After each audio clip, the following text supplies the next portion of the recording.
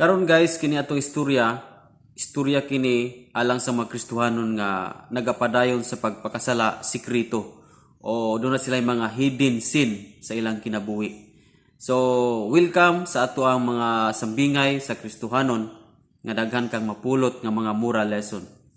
So, niini nga istorya guys, sigutan nato ang samputanan sa tao nga magpadayon sa pagpakasala o ang buhaton pud sa tao kung unsaon niya, kung aduna siya mga sikretong pagpakasala karon, kung ikaw ug ako adunay mga sikretong gibuhat nga dili makapahimaya sa Ginoo, bisan to wala na nakabalo ang ubang tao, pero ikaw ug ako adunay gibuhat nga mga sikretong pagpakasala. So niini nga storya atong hisigutan ang samputanan yana ug atong hisigutan pod ang solusyon kung unsay ato angay nga buhaton.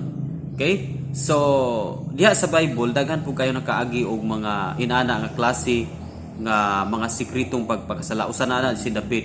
So guys, kini ato ang istorya karon upuli nga matapos nimo para makuha nimo ang samputanan ug makuha po nimo ang solusyon ug angay buhaton para ma-share nimo ni sa imong mga kaubanang Kristohanon. So alang kini sa mga Kristohanon nga dunay mga sikreto o hidden sin sa ilang kinabuhi. Now, para masabtan nami nimo inani ang senaryo sa mga istorya. Dunay usa ka barko nga nalunod tungod kay nabangga kini sa iceberg.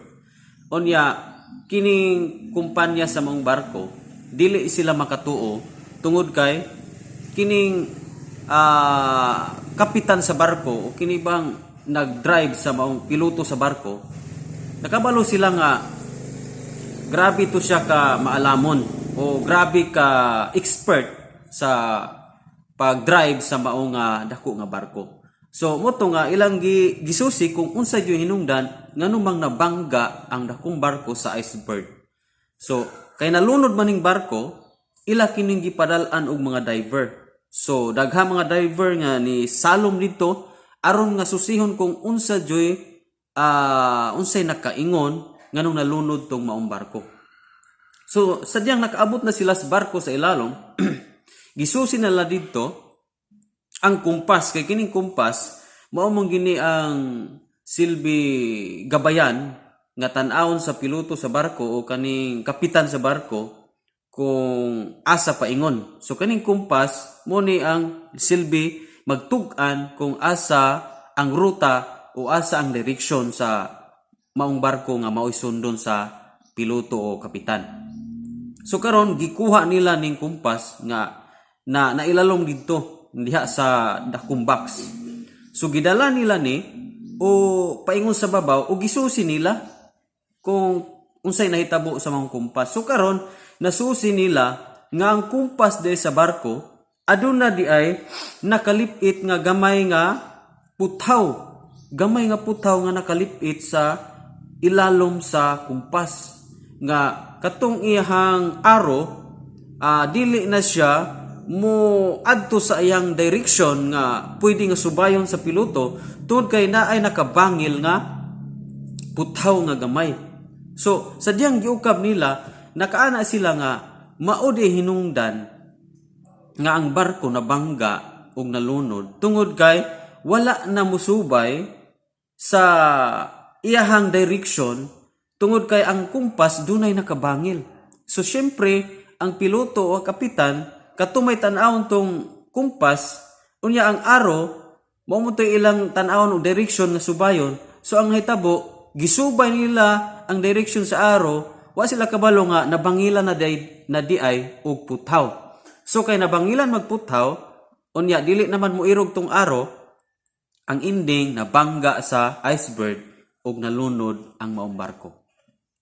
So guys, dinhi lang takutob sa mga istorya. Mao ni ang nahitabo.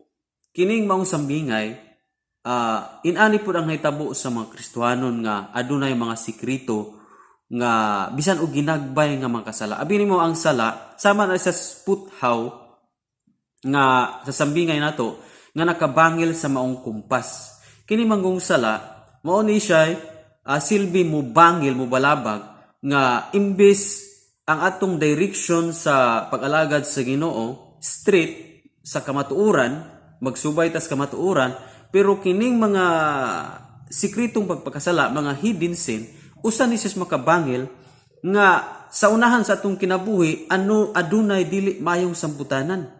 Okay? Sa unahan sa atong kinabuhi, sama sa barko nga nabangga sa iceberg, tungod kay dili na mao ang direction nga gisubay sa maong piloto.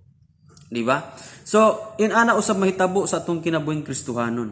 Kung aduna tay mga ginagmay nga mga pagpakasala nga ginapractice nato kanunay, mga hidden sin nga ikaw ra ug ako ang nasayod ug ang Ginoo, unya wala kabalo abang tawo niya na ingnon nga sa unahan ni ana aduna gyoy distraction nga may tabo sa imong kinabuhi ug makaapektar pa kana sa ato ang whole family.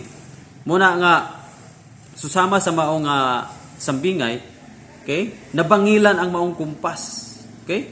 Nabangilan ang maong kumpas tungod sa gamay nga putaw. Katurag yung gamay putaw mo nakalunod sa mong dako kayong barko. Di ba? So, kanang gamay nga sala, bisan o gamay ra na siya, pero kung ginatago nato na, wala nato nagisugid sa Ginoo, o kung gisugid man sa Ginoo, pero gina-practice gyapon nato, delikado ka na. Resulta sa unahan ana, either malunod ang imong pagkakristohanon. Di ba?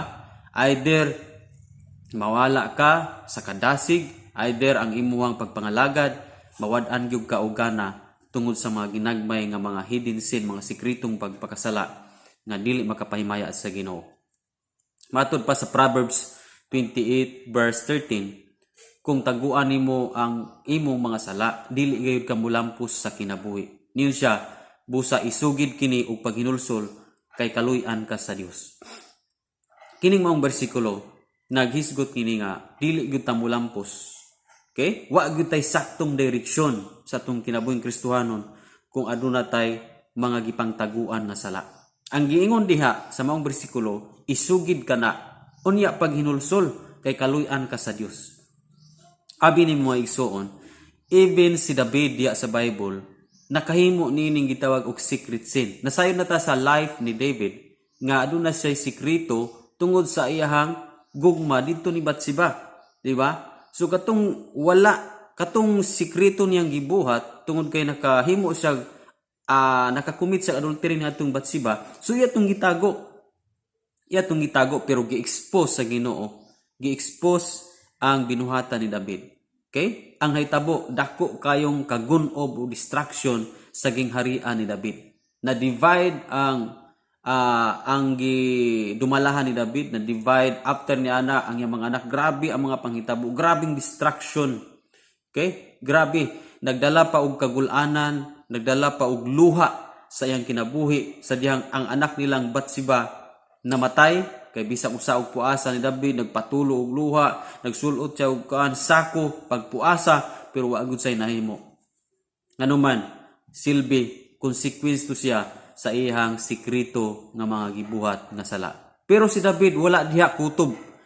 Nakahimo man tud siya ni ana, pero sa Psalms 51 verse 2 niyon siya, ampo siya sa Ginoo siya, Lord, hugasi ang ako ang kinabuhi, hugasi og hinlui ako sa tanan kong pagkadautan, sa tanan kong pagpakasala. Giampo na ni David. So si David nakabakwi siya.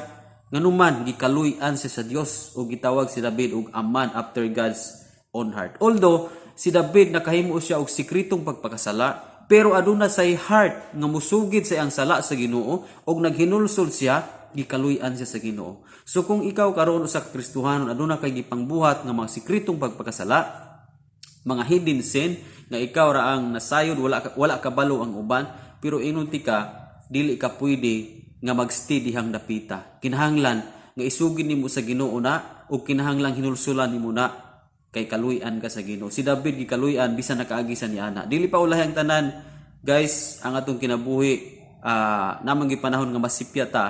Dunay mga sikreto mga nabuhat siguro sa atoa. But praise God sa life ni David, nakabakoy siya tungod kay gisugin niya. Ang Proverbs 28 verse 13, dili ta mulampo sa kinabuhi kung taguan nato ang mga sala. Isugid gyud kana og paghinulsol og kaluy-an ta sa Dios. So guys, dinila ta kutob sa mga sambingay o puli nga nakatag kita pagtulunan. O kung bago pa kaningat channel, ayaw kalimot sa pag-subscribe.